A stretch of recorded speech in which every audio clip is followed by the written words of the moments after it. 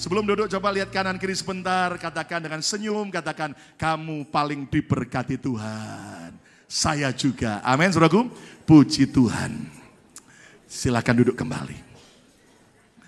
Akhir-akhir ini kita sedang dibombardir dengan begitu banyak berita-berita yang baik, tetapi juga oleh berita-berita yang buruk. Kita sedih sekali dengan apa yang terjadi atas Amerika. Dan kita berdoa supaya minimal seperti daripada doa daripada Abraham. Biarlah Sodom dan Gomora minimal ada 10 orang yang berdoa. Maka Tuhan akan memberi kesempatan untuk Sodom dan Gomora bertobat. Itu sebabnya mari kita akan berdoa dan terus berdoa. Berdiri bagi Amerika. Supaya akhirnya Amerika boleh mendapat kesempatan dari Tuhan untuk kembali bertobat dan terjadi revival, kebangunan rohani terjadi atas Amerika. Yang mau berkata, katakan amin. Nah, saudara sekalian, belum lagi berita-berita tentang dilegalkannya oleh Mahkamah Agung atau federal daripada pernikahan sejenis.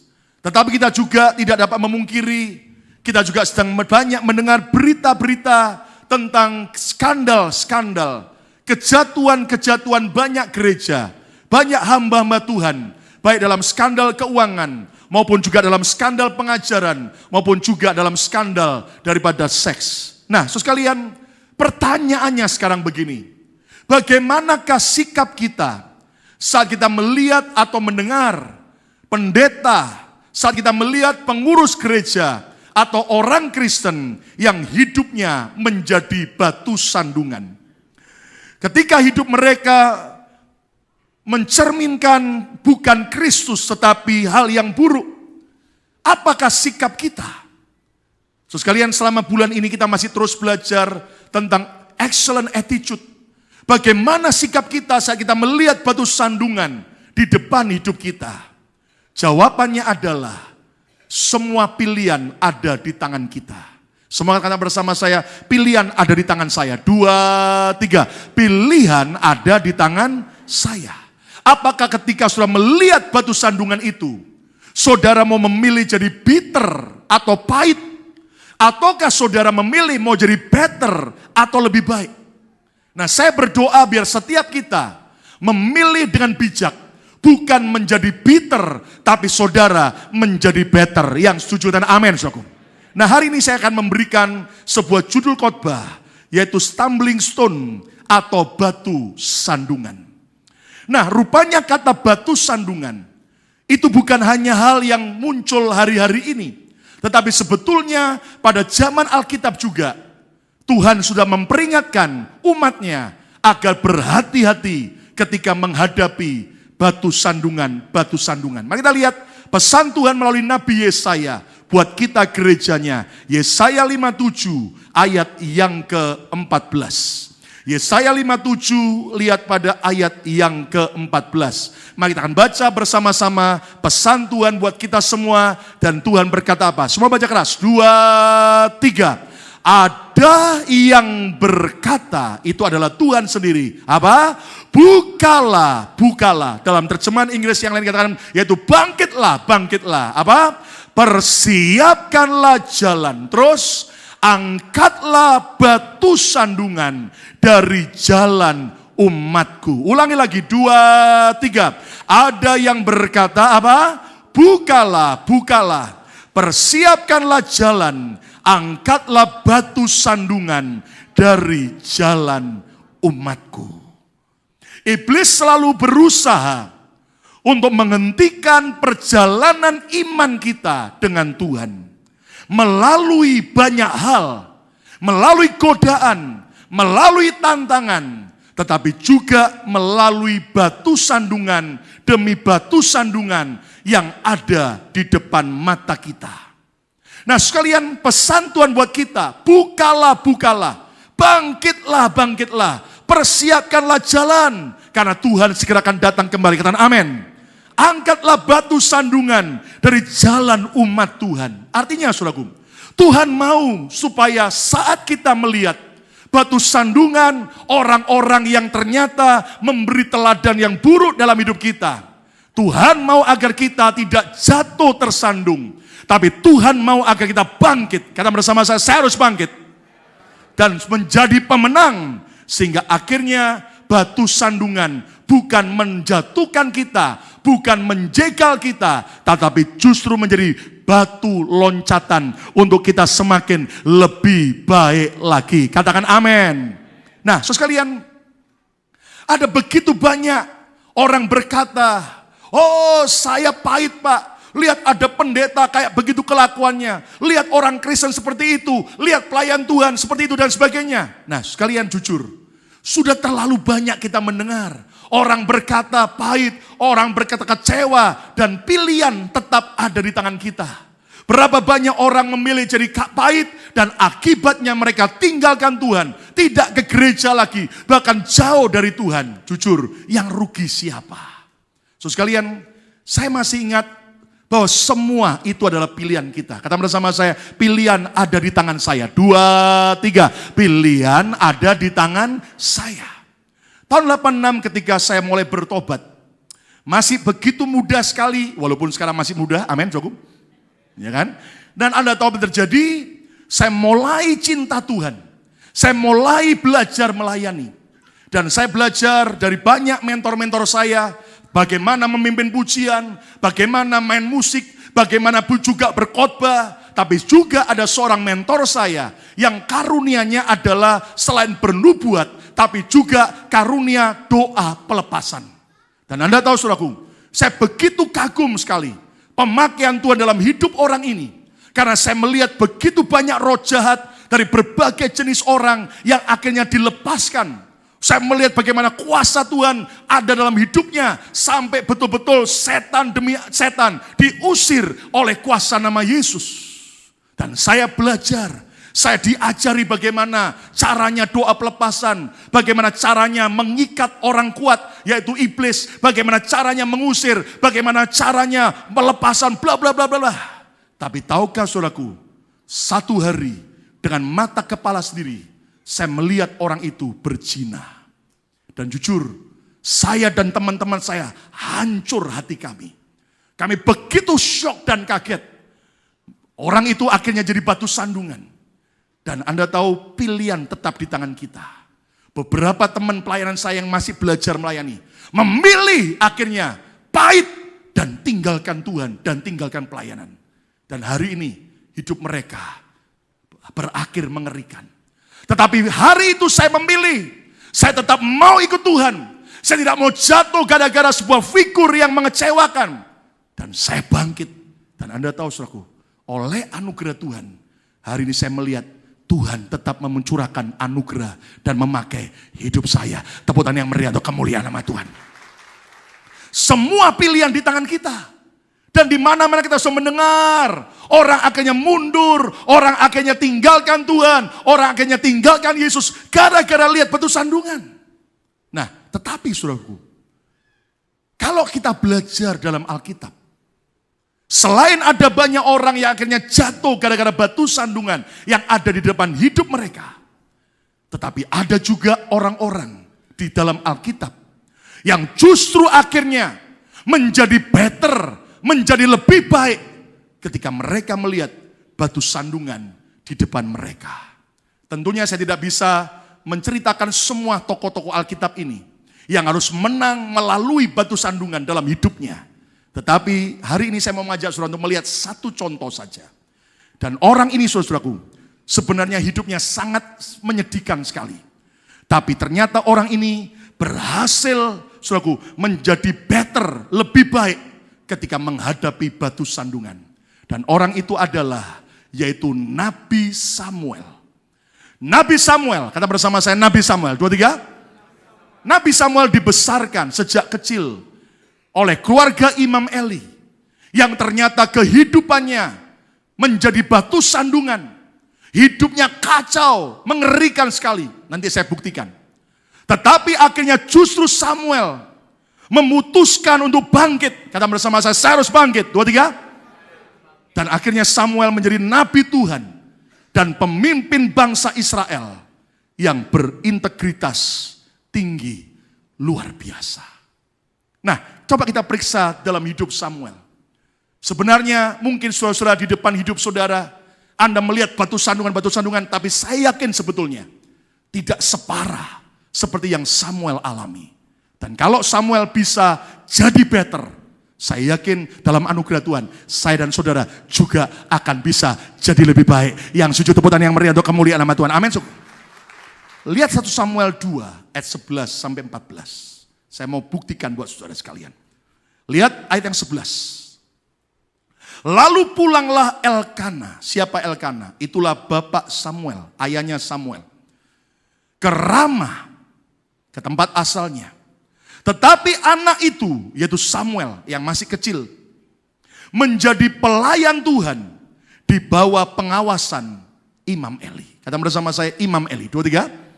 Dan Anda tahu Hana ibu Samuel tadinya mandul, tetapi akhirnya berdoa minta Tuhan beri anak. Itulah Samuel yang dinasarkan untuk jadi hamba Tuhan. Ayat 12. Adapun anak-anak lelaki Eli, anak-anak lelaki daripada Imam Eli yang bernama Hofni dan Pinehas. Kata bersama saya Hofni dan Pinehas. 2, 3. Adalah orang-orang dursila.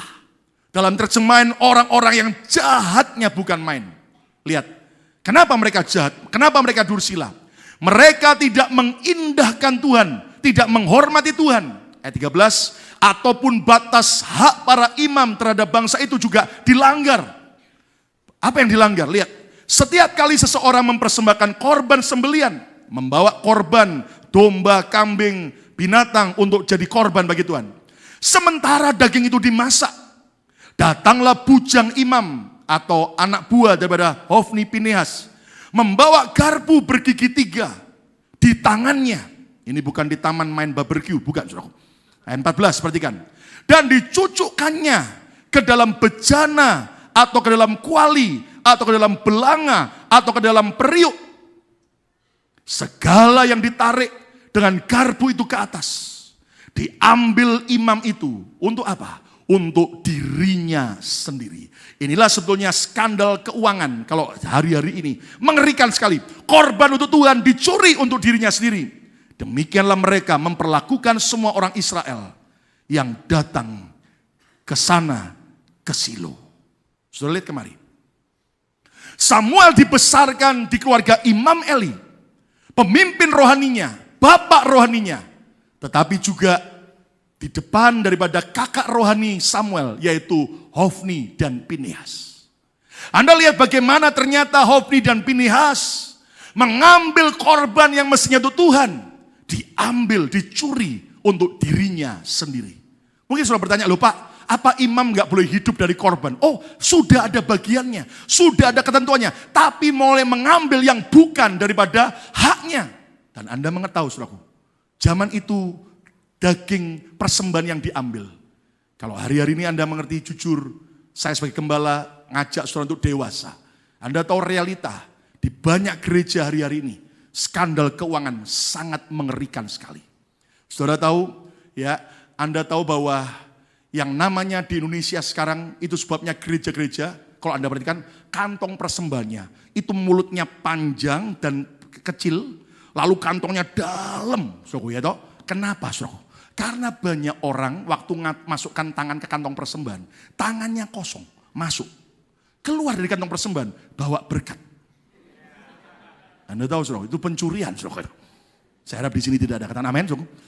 Bahkan Anda tahu, itu sampai saya dalam hidup saya lihat banyak yang namanya, penyimpangan keuangan gereja. Saudara tahu, sampai ada kepergok, ya kan? Dulu kan ada banyak gereja yang pakai peti, kotak peti, ada lubang panjangnya untuk apa? Perpuluhan biasanya, ya kan? Nah, Anda tahu satu hari kebongkar. Di antara waktu sudah tidak kebaktian, ada bagian orang yang menjaga gereja, rupanya bawa sapu lidi. Ngapain? Ujungnya dikasih permen karet. Ngapain, saudaraku? Mancing. You know, I know. Mancing apa? Masukkan ke kotak itu untuk apa? Supaya ada amplop yang bisa keluar dan kepergok, saudaraku. Bahkan juga ada di gereja yang sampai, saudaraku, mengerikan sekali. Kenapa? Ada petugas yang biasa bawa kumpulkan persembahan untuk dihitung. Dan ternyata ketika jalan dari lantai 2 turun ke lantai 1 untuk mau dihitung di kantor di lantai 1 dengan tim yang lain. Sementara dia bawa sendirian begitu banyak. Rupanya kantong jas bagian dalamnya, kantong jas Doraemon. Anda tahu, saudaraku, waktu turun dengan cepat, dan Anda tahu kebongkarnya kapan? Pada saat ternyata tiba-tiba orang itu sakit di rumah sakit sekian minggu. Gembalanya kaget, mendadak kok income gereja melonjak tinggi. Sebetulnya Anda tahu bukan karena income gereja bertambah tinggi. Kenapa? Malingnya lagi sakit, saudaraku. Dan Anda tahu setelah bertahun-tahun, itu lakukan kayak begitu, kebongkar jumlahnya sekian miliar totalnya, saudaraku. Dan Anda tahu, saudaraku, kok bisa tahu Pak jumlahnya? Karena yang melakukan itu sudah mau mati sekarat, dia takut masuk neraka, dia mengaku jujur, minta ampun, dan Anda tahu kebongkar semua. Saudara sekalian, masih banyak lagi. Ini telinganya mulai panas semua, saudara. Ya, nah itu sebabnya di gereja ini kami coba atur sebaik mungkin keuangan kita terbuka dan juga penghitung keuangan dan ada kamera di ruang penghitung keuangan dan semua kita ada bendara dan kita juga diaudit oleh accountant. Saya percaya semua kita bertanggungjawabkan lebih baik lagi. Tepuk tangan yang meriah untuk kemuliaan nama Tuhan. Amin, suku. Sekarang lihat 1 Samuel 2 ayat 17 sampai 22.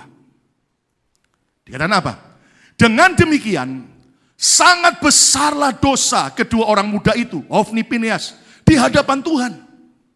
Sebab mereka memandang rendah korban itu Tuhan, mereka mencuri itu dirinya sendiri.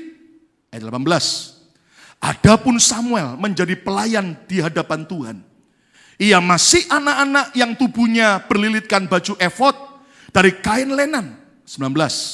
Setiap tahun ibunya, yaitu Hana, membuatkan dia jubah kecil dan membawa jubah itu kepadanya, kepada Samuel yang ada di rumah Tuhan di Silo. Apabila ia bersama-sama suaminya, Elkana, pergi mempersembahkan korban sembelian tahunan. Anda tahu, Samuel dipersembahkan kenapa? Karena adalah anak Nasar, Hana yang mandul, akhirnya berdoa, Tuhan kalau kau beri aku anak, aku akan berikan dia untuk jadi hamba Tuhan. Dan akhirnya dia tepati. Tapi yang terjadi, lihat ayat 20. Lalu Eli, siapa Eli? Ini imam yang kacau hidupnya. Eli memberkati Elkana dan istrinya, yaitu Hana, orang tua Samuel. Katanya, Tuhan kiranya memberikan keturunan kepadamu. Dari perempuan ini pengganti yang telah diserahkannya kepada Tuhan. Ada blessing yang diucapkan oleh Imam Eli yang hidupnya kacau, keluarganya kacau. Lihat, sesudah itu pulanglah mereka, Elkana dan Hana, ke tempat kediamannya. Ayat 21 lihat, aneh sekali. Imam Eli hidupnya kacau, kok yang didoakan bisa terjadi Pak? Kok apa yang dia ucapkan bisa jadi Pak? Lihat ayat 21. Dan Tuhan mengindahkan Hana, sehingga dia mengandung dan melahirkan tidak 3 anak laki-laki dan 2 anak perempuan lagi. Jadi ngasih 1 yang sulung, Tuhan ganti 5. Itu bukan cuma 100%, 500% janji Tuhan digenapi. Menabur dengan sukacita, engkau akan menuai juga. Tepuk tangan yang meriah untuk kemuliaan nama Tuhan. Amin. Lihat. Sementara itu makin besarlah Samuel yang muda itu di hadapan Tuhan. Mungkin sudah bilang begini, Pak, Imam Eli kan hidupnya kacau Pak. Tapi kenapa apa yang didoakan kok terjadi Pak? Akhirnya Elkana dan Hana akhirnya juga bisa punya anak bahkan 5 Pak. Saudara harus tahu begini, bukan karena Imam Eli hebat. Kita sebagai pelayan Tuhan, hamba Tuhan, dengar baik-baik. Kalau ada jemaat yang kita layani, hidupnya diberkati, ingat, bukan karena kuat dan gagah kita, semua karena anugerah Tuhan. Katakan amin. Ada orang bilang begini, Pak, saya itu kaget Pak. Ada orang hidupnya, hamba Tuhan hidupnya berzina Pak. Tapi kalau khotbah penuh urapan Pak. Dan terjadi Pak kesembuhan. Saudara harus tahu, jangan kaget. Anda mengerti? Karena yang dibela Tuhan, waktu dia berdiri dalam hidupnya belum beres, bukan hamba Tuhannya. Yang dibela oleh Tuhan adalah firman dan pekerjaan Tuhan yang dia layani. Itu sebabnya bukan soal approve bahwa, oh aku doa, hidupku kacau juga, tapi digenapi. Haleluya, hidupku kacau, doaku dikabulkan. Bukan berarti itu bukti bahwa saudara kemudian boleh bebas berbuat dosa. Anda harus justru hidup takut akan Tuhan. Tepuk tangan yang meriah untuk kemuliaan nama Tuhan. Amin, cukup. Sekarang lihat apa dosa, kesalahan daripada Imam Eli dan Hofni Pinehas. Lihat sekarang 1 Samuel 2 ayat 22. Eli telah sangat tua apabila didengarnya segala sesuatu yang dilakukan anak-anaknya, Hofni Pinehas, terhadap semua orang Israel. Dan bahwa mereka, Hofni Pinehas, lihat lebih kacau lagi, tidur dengan perempuan-perempuan atau berzina dengan perempuan-perempuan yang apa? Yang melayani di depan pintu kemah pertemuan. Kacau enggak? Benar-benar Samuel di depan batu sandungan yang mengerikan. Hofni Pinehas enggak cuma mencuri haknya Tuhan, malah juga hidup dalam imoralitas. Mengerikan. Tapi lihat 1 Samuel 3 ayat yang pertama. Samuel yang muda itu menjadi pelayan Tuhan di bawah pengawasan Eli. Lompat sekarang suku, ayat 8 sampai 9. Samuel yang masih muda belum pernah dengar suara Tuhan. Tapi lihat apa yang Eli lakukan buat Samuel. 1 Samuel 3 ayat yang ke-8. Dan Tuhan memanggil Samuel sekali lagi. Setelah 2 kali Samuel dipanggil oleh Tuhan, dipikir itu Imam Eli. Untuk ketiga kalinya ia pun bangunlah. Lalu pergi mendapatkan Eli serta katanya, ya Bapak, bukankah Bapak memanggil aku? Lalu mengertilah Eli, imam yang kacau ini, bahwa Tuhanlah yang memanggil anak itu. Ayat 9, sebab itu berkatalah Eli kepada Samuel, pergilah tidur, dan apabila ia Tuhan memanggil engkau, Samuel, itu bukan aku, Tuhan yang manggil. Samuel mulai diajar oleh Imam Eli yang kacau hidupnya. Katakanlah, berbicaralah Tuhan, sebab hambamu ini mendengar. Maka pergilah Samuel, dan tidurlah ia di tempat tidurnya. Lompat ayat 10. Lalu datanglah Tuhan berdiri di sana, dan memanggil seperti yang sudah-sudah, Samuel, Samuel. Lihat, dan Samuel menjawab, berbicaralah, sebab hambamu ini mendengar. Aneh kan? Minimal Samuel bisa kenal siapa Tuhan. Bisa dengar suara Tuhan. Bisa bergaul dengan Tuhan. Justru karena Imam Eli yang mengajar Samuel. Nah, saudara-saudara, walaupun hidup Imam Eli dan kakak-kakak rohaninya kacau balau dan jadi batu sandungan. Yang lebih hebat lagi, apa yang terjadi dalam hidup Samuel. Lihat 1 Samuel 3 ayat 19 sampai 20. Saya suka dengan ayat ini. Yuk baca sama-sama. 1 Samuel 3 ayat 19 sampai 20. Semua baca keras. 2, 3. Dan Samuel makin apa?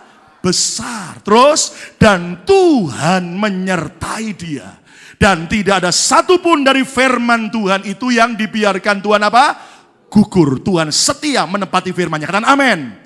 Ayat yang ke-20 ini menarik. Ayo baca sama-sama. 2, 3 keras. Maka taulah seluruh Israel dari Dan sampai Beersheba bahwa kepada Samuel apa? Telah dipercayakan jabatan nabi Tuhan. Ayo yang percaya, tepuk tangan yang meriah untuk kemuliaan nama Tuhan. Lebih meriah lagi. Haleluya. Kenapa saya ajak saudara tepuk tangan? Karena menurut saya Samuel ini menginspirasi kita luar biasa. Samuel di depan orang-orang yang seharusnya menjadi batu sandungan. Tetapi justru Samuel bisa dikenal sebagai nabi Tuhan. Dan itu bukan promosinya Samuel. Tapi dari suku Dan sampai Beersheba, orang-orang bisa tahu, wow, kepada Samuel telah dipercayakan jabatan nabi Tuhan. Situasi yang Samuel hadapi sejak kecil tidaklah mudah. Samuel melayani di bawah bimbingan Imam Eli, di bawah bimbingan Imam Hofni, di bawah bimbingan Imam Pinehas yang hidupnya jadi batu sandungan. Sudah tahu siapa Imam Eli? Dia manjakan anaknya. Seolah-olah apapun yang dilakukan anaknya, dia cuman ngomong sambil lalu, tapi dia tidak berani tegas. Dengar para orang tua. Parenting yang terbaik bukan berarti engkau biarkan dan kau turuti apapun yang anakmu lakukan dan inginkan. Kenapa, saudaraku? Lihat contoh daripada Imam Eli. Hofni Pinehas dimanja dan akibatnya hancur. Saudara jujur, saya lihat ada orang tua saking cintanya sama anaknya. Apapun yang anaknya perbuat biar salah pun dibelain. Dan yang mengerikan begini, kadang-kadang anak masih kecil, anak sama anak berantem. Gitu. Apa yang terjadi? Orang tua ikut-ikutan berantem. Saudara. Anak pada 5 menit kemudian sudah berdamai, orang tuanya 10 tahun tidak berdamai-berdamai. Kenapa? Ini anak saya harus bela. Hati-hati. Saudara, saya dengan istri buat sebuah komitmen. Kalau anak kita yang salah, kita tidak boleh bela. Kita harus jujur, tegur, dan bila perlu kalau dia buat salah pada seseorang, di depan kami dia harus gentleman untuk bisa minta maaf. Karena apa? Karena saya mengasihi anak-anak kami, tapi kami tidak memanjakan, tapi kami ingin anak-anak kami berkenan di hadapan Tuhan. Tepuk tangan yang meriah untuk kemuliaan nama Tuhan. Kalau orang tua membabi buta, membela anaknya, walaupun salah, dengar baik-baik, kita sedang membuat bom waktu yang satu hari akan merugikan hidup kita sendiri. Hofni dan Pinehas, lihat kesalahan mereka mencuri korban persembahan bagi diri mereka sendiri, terjadi korupsi, dan mereka hidup dalam perzinahan. Dan yang mengerikan bukan cuma dengan orang lain, malah dengan wanita-wanita yang ikut melayani Tuhan di rumah Tuhan di Silo waktu itu. Tetapi yang ajaib adalah Samuel justru bisa lahir dan dibesarkan menjadi nabi besar. Kenapa?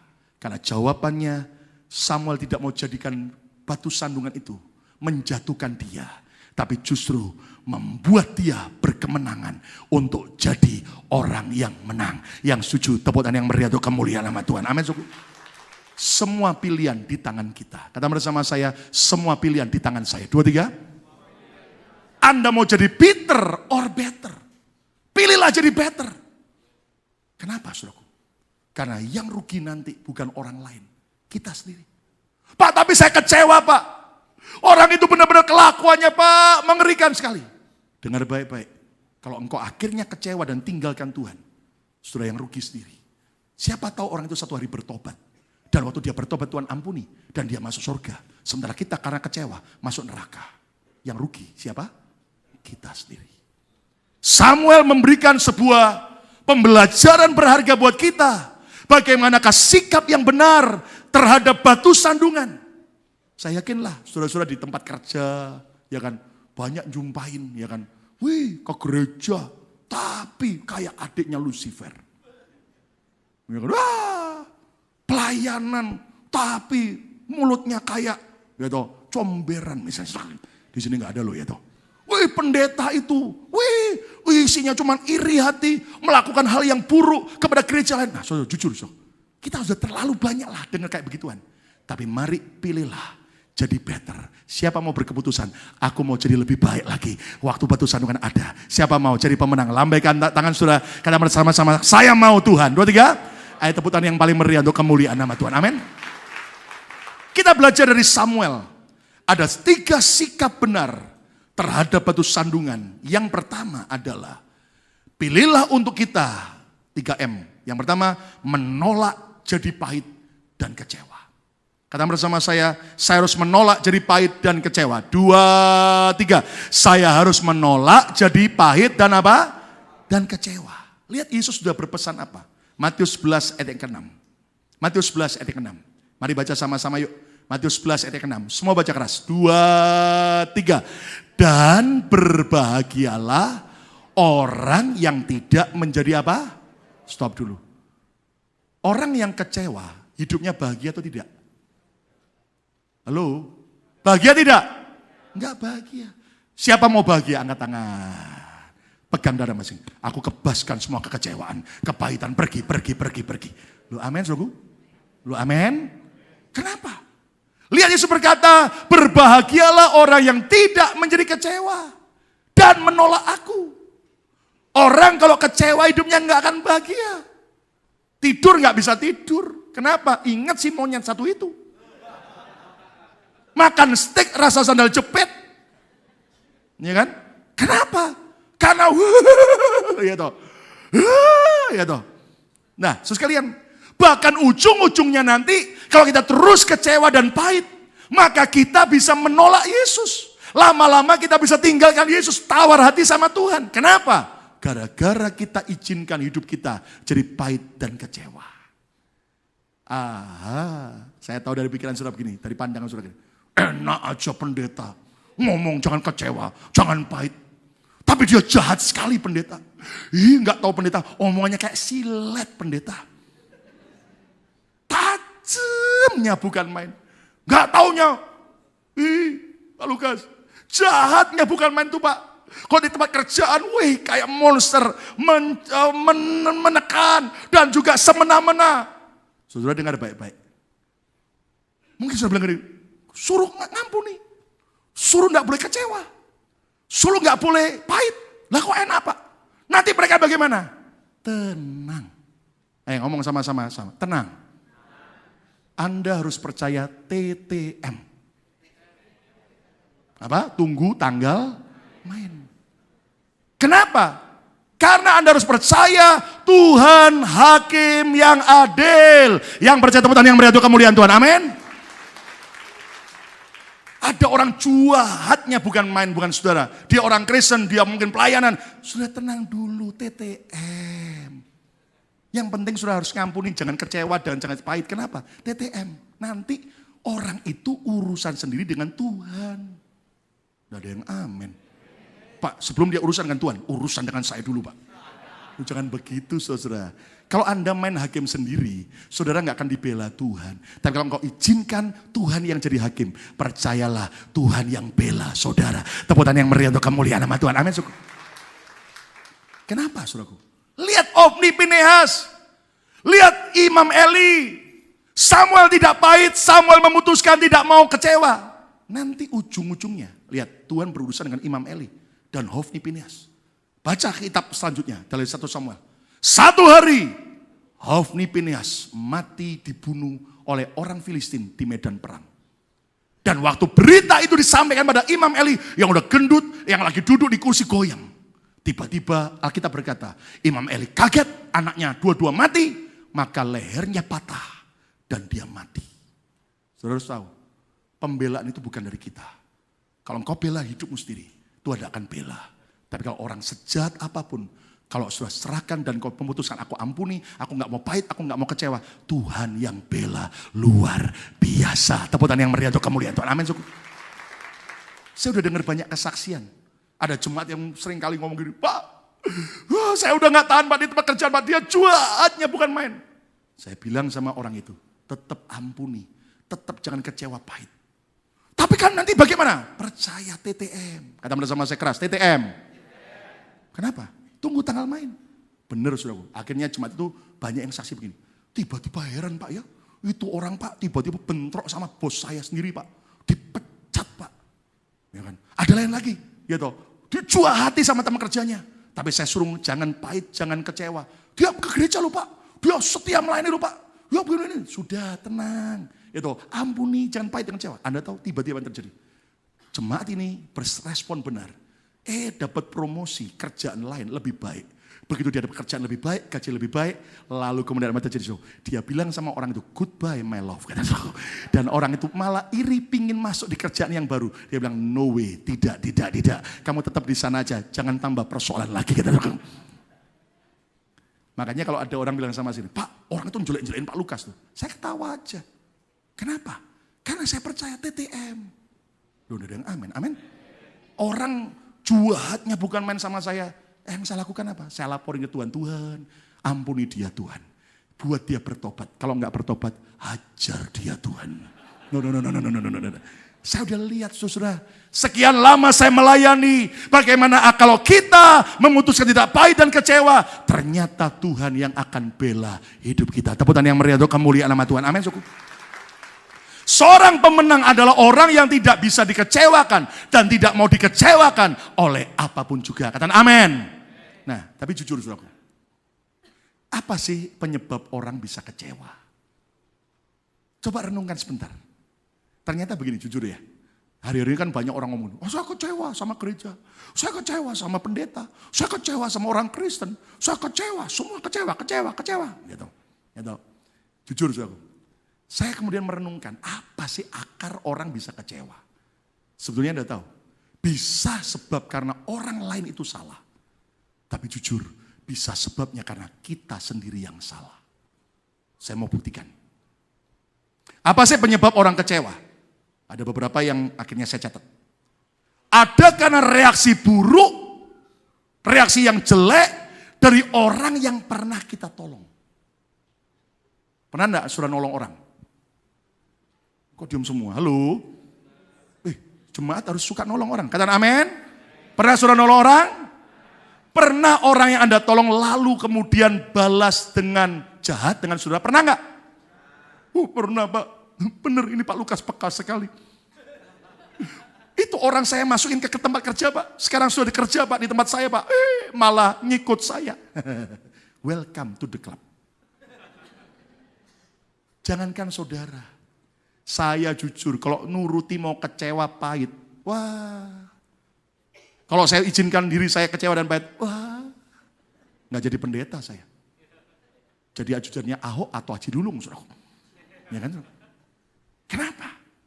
Ada orang-orang kalau lagi perlunya, ada maunya, manis. Pak kirim parcel, kirim makanan ke rumah, itu sudah biasa. Tapi kalau sudah tidak merasa perlu lagi, ya kan, balas dengan jahat, itu sudah normal. Jangankan kita, Yesus saja. 10 orang kusta disembuhkan semua. Yang kembali terima kasih seberapa orang? 1. Yesus kan langsung bilang begini, sambil nyanyi, sakitnya tuh di sini. Enggak, saudara. Belajar. Kalau orang saudara tolong, lalu kemudian malah mentung saudara, itu sudah normal. Kata bersama saya, normal. Ya kan? Saya udah sering, saudara, kalau mengunjungi di penjara imigrasi dulu. Ya kan? Pak Lukas, tolong bebaskan, Pak. Saya janji nanti kalau saya bebas tiap hari ke gereja, ngepel gereja Pak.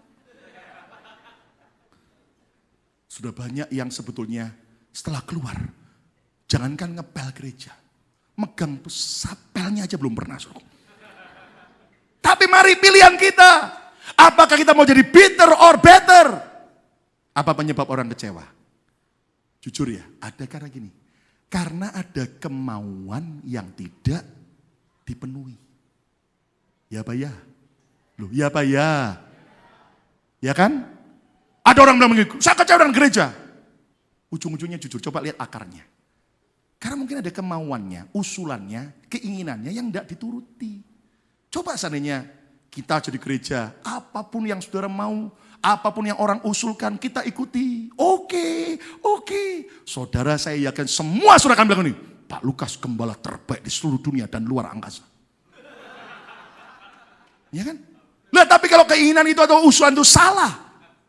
Atau mungkin baik tapi belum waktunya, mungkin 10 tahun lagi baru tepat. Dan kemudian ketika kita bilang tidak, marah. Sudah jujur, itu kesalahan kita sendiri. Ada lagi orang kecewa. Kenapa? Karena punya pengharapan yang terlalu berlebihan. Ya Pak ya? Overestimate. Tuh coba lihat yang belum nikah. Saya selalu tanya di konseling pernikahan. Are you sure he is or she is your soulmate from the Lord? Yes, Pastor. How many percent? 1,000%. Kamu yakin ini jodoh dari Tuhan? Saya akan pendeta. Berapa persen? 1000%. Bukan 100. Kaget, bukan 100.000. Sudah nikah 6 bulan. Pendeta, kayaknya keliru kawin pendeta. Boleh nggak return? Emangnya barang beli di Walmart belum 30 hari boleh return, saudara? Nikah nggak boleh. Tapi saya kecewa pendeta. Dulu saya pikir ganteng, memang saya ganteng pendeta. Pelit ternyata pendeta. Makanya para wanita-wanita untuk ngetes pelit apa enggak, ya toh, ajak makan. ajak ke restoran. Lihat nanti, waktu sudah bill datang, tagihan datang. Kalau pria kemudian, sorry ya saya ke kamar mandi dulu ya. Pecat segera. Tapi jujur berapa banyak istri kecewa dengan suaminya, kenapa? Overestimate. Bu. Kalau ibu-ibu sebagai penolong, berarti dalam diri bapak, suami Anda, itu ada yang kekurangan yang perlu ditolong. Makanya gak ada suami yang sempurna, kecuali saya. No. Saya juga, semua kita gak ada yang sempurna. Demikian juga para suami-suami berapa banyak kecewa. Dulu saya pikir Pak, bodinya kayak gitar Spanyol Pak. Ternyata Pak, setelah melahirkan Pak, kayak tong-gontong Pak. Gede banget Pak. Saudara sekalian, jangan overestimate. Dulu Pak, kayak isi tetangga Pak. Langsing sekali Pak. Iya, masih umur 17 tahun. Lah istri bapak sudah umur 65, ya jangan bandingkan saudaraku. Ya kan saudaraku? Mari kita belajar. Jangan terlalu overestimate. Supaya saudara tidak mudah kecewa. Belajar mengucap syukur. Istri langsing pertanda sehat. Istri gendut pertanda makmur. Tepuk tangan. Ya, lihat yang banyak tepuk tangan yang wanita-wanita kan. Haleluya. Yes, Pak Lukas tahu persis. Banyak suami kemudian overestimate. Kata istrinya, saya pikir dia cantik Pak.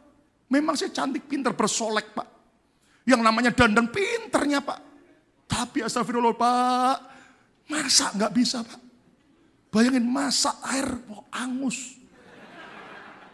Makanya ada orang bilang begini, pepatah bilang begini.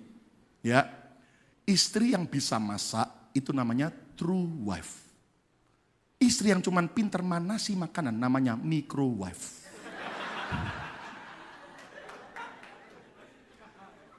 Belajar tidak overestimate. Jujur, Anda mau cari gereja yang overestimate, Anda mau cari pendeta yang super, nggak akan ada. Coba putar semua gereja se-Philadelphia. Engkau akan berakhir dengan apa? Nggak ke gereja mana-mana lagi. Kenapa? Gereja itu pujiannya mantep men. Begitu masuk, ya pujiannya mantep. Tapi pendetanya galak. Ya kan? Ya pindah. Pendetanya baik. Pujiannya mantep men. Ya khotbahnya ngantuin. Pindah. Khotbahnya bagus. Pendetanya baik. Pujiannya bagus. Tapi diakan-diakannya galak gitu. Ya saudaraku, jujur. Puter manapun gak akan ada. Yang Tuhan mau kita belajar. Jangan overestimate supaya engkau gak kecewa. Tapi belajar punya hati yang mudah bersyukur dalam segala keadaan. Tepuk tangan yang meriah untuk kemuliaan Tuhan. Amin. Apa sih penyebab orang kecewa? Juga bisa karena teladan buruk yang dilihat. Ya kan? Berapa banyak orang tua, saudaraku, kecewa lihat anaknya. Orang anak lihat kecewa lihat orang tuanya. Pelayanan, ke gereja, baca Alkitab tiap hari. Tapi kelakuannya mengerikan. So, belajar. Walaupun seolah-olah ada figur teladan yang buruk. Tapi kita mau jadi bitter or better. Semua tergantung keputusan kita. Kalau sampai ada orang bilang begini, Pak, ada orang kecewa sama pendeta. Terus ada orang bilang begini, Pak, ada orang kecewa sama Pak Lukas. Saya cuma ketawa, senyum. Ya kan? Lu kenapa? Jangankan saya, Tuhan Yesus saja. Alkitab berkata dalam Matius, orang-orang Nazaret kecewa sama Yesus. Buktinya apa? Loh, dia kan Yesus, anak tukang kayu. Dia kan anaknya Yusuf, yang dulu pernah utang sama kita.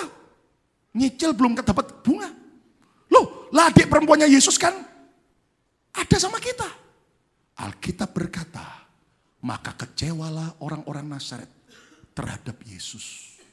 Jujur, yang rugi siapa?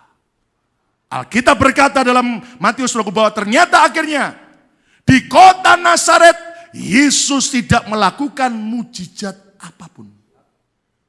Sementara di kota lain, di Kapernaum, di kota lain di Yerusalem, yang orang-orang tidak kecewa dengan Yesus, Alkitab berkata, banyak mujizat-mujizat terjadi.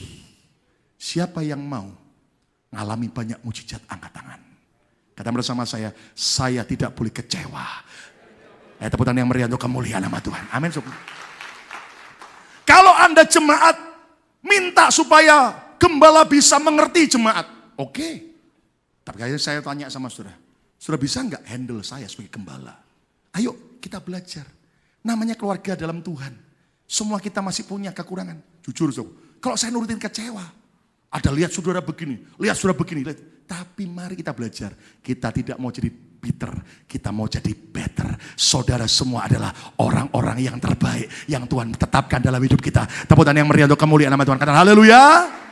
Yang kedua, sikap benar terhadap batu sandungan. M yang kedua adalah menyerap apa yang baik, bukan yang jelek.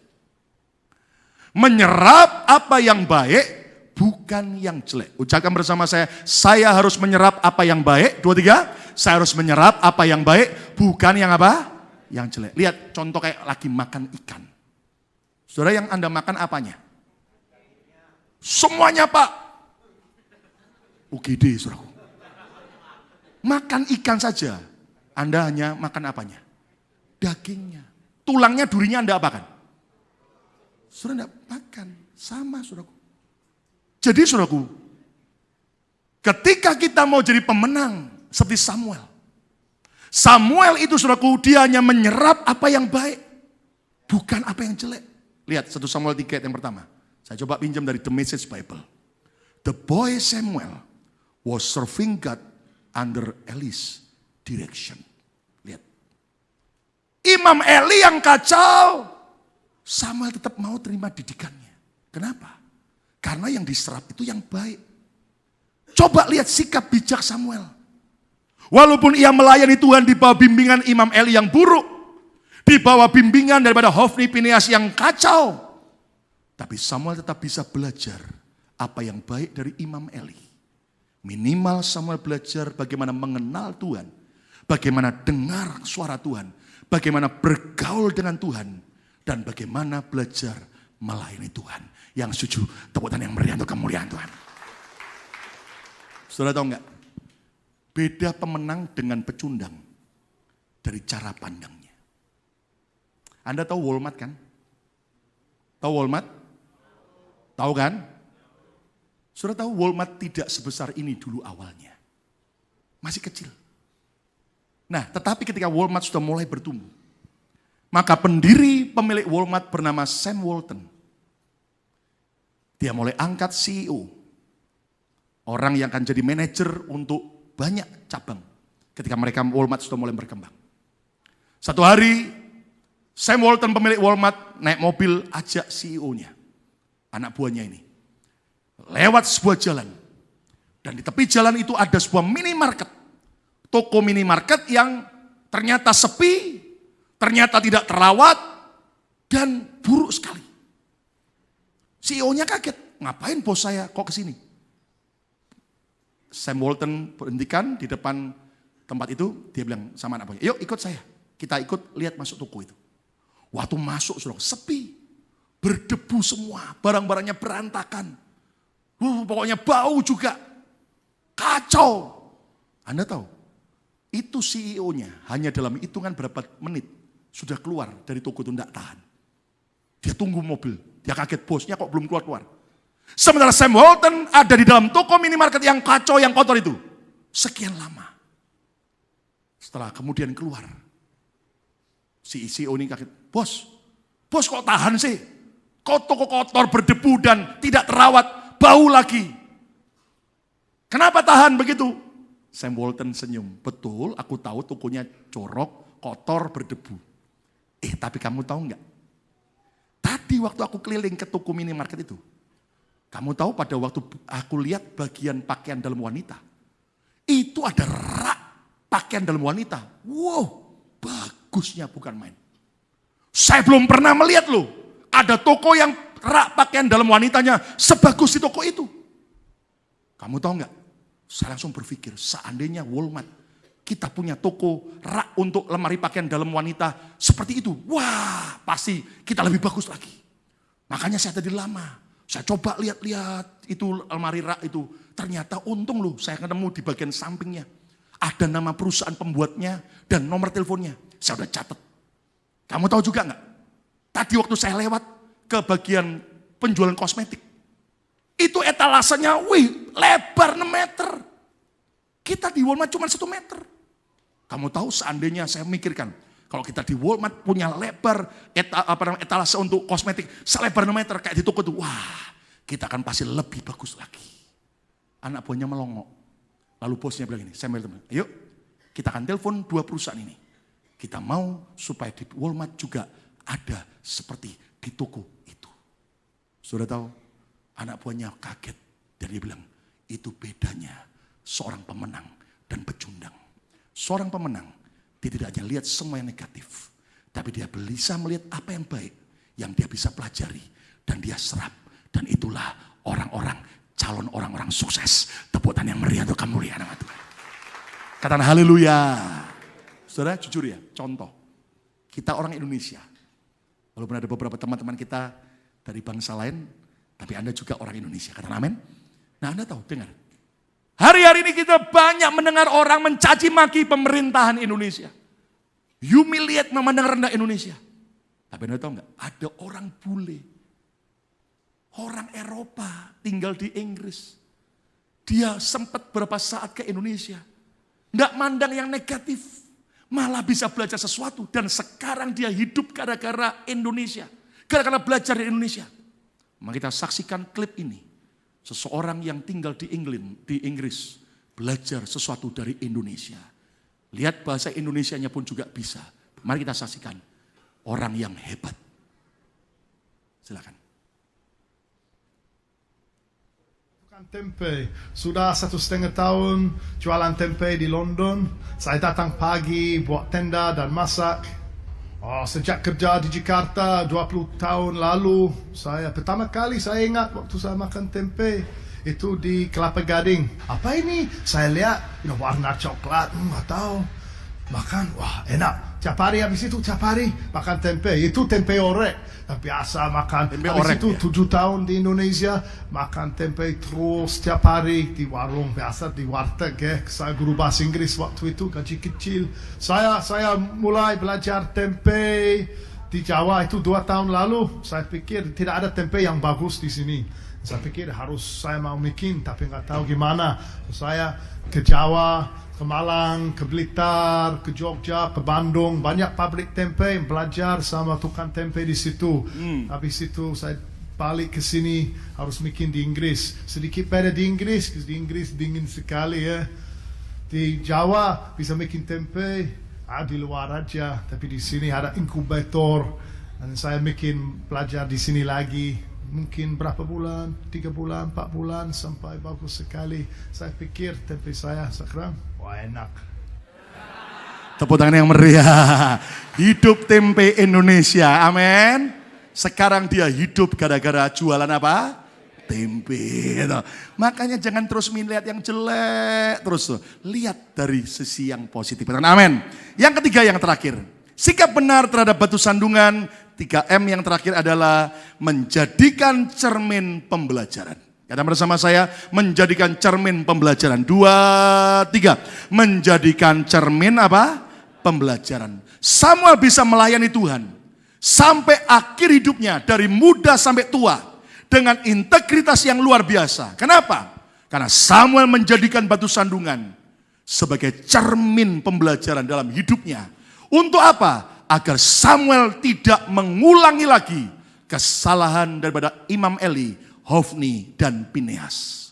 Pepatah kuno berkata, hanya keledai bodoh saja yang akan jatuh di lubang yang sama. Saya percaya orang yang betul-betul akan jadi pemenang adalah saudara, jadikan semua kejelekan orang lain sebagai cermin pembelajaran supaya kita tidak ulangi seperti mereka yang sujud tepuk tangan yang meriah untuk kemuliaan nama Tuhan. Amin, saudaraku. Ya, lihat ayat yang terakhir, 1 Samuel 12 ayat yang pertama. Ketika Samuel sudah tua sekali, orang Israel sudah minta raja bagi Israel. Lihat apa yang terjadi. Waktu Samuel sudah melantik Raja Saul. 1 Samuel 12 ayat pertama. Berkatalah Samuel setelah tua sekali kepada seluruh orang Israel, Telah ku dengar segala permintaanmu yang kamu sampaikan kepadaku. Dan seorang raja telah kuangkat atasmu. Itulah Raja Saul, raja pertama atas Israel. Ayat yang kedua. Maka sekarang raja itulah yang menjadi pemimpinmu. Tetapi aku ini, Samuel, telah menjadi tua dan beruban. Dan bukankah anak-anakku laki-laki ada di antara kamu? Lihat kalimat berikutnya, yuk baca sama-sama. 2, 3. Akulah Samuel yang menjadi apa? Pemimpinmu, pemimpin bangsa Israel dari sejak mudaku sampai kapan? Sampai hari ini. Luar biasa, dari muda sampai tua tetap bisa jadi pemimpin yang hebat. Ayat yang ketiga, yuk baca sama-sama. Ini keren sekali. 2, 3. Di sini aku berdiri, yaitu Samuel berdiri di depan orang-orang rakyat Israel. Baca sama-sama. 2, 3. Berikanlah kesaksian menentang aku di hadapan Tuhan dan di hadapan orang yang diurapinya. Apa? Lembu siapakah yang telah kuambil?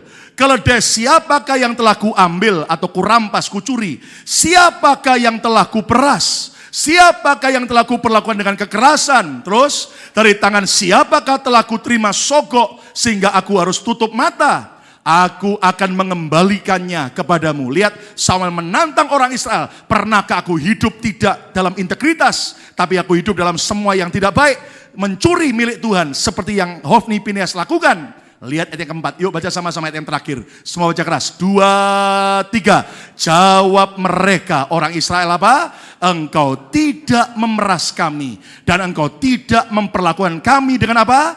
Kekerasan, dan engkau tidak menerima apa-apa dari tangan siapapun. Alias sejak muda sampai tua, kepemimpinan Samuel tetap dalam integritas yang benar. Tepuk tangan yang meriah untuk kemuliaan nama Tuhan. Katakan amin.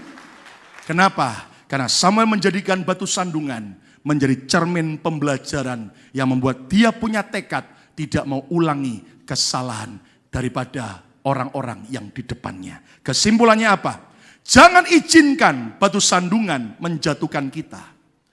Tetapi jadikan batu loncatan dengan sikap benar, excellent attitude, seperti sikap Nabi Samuel.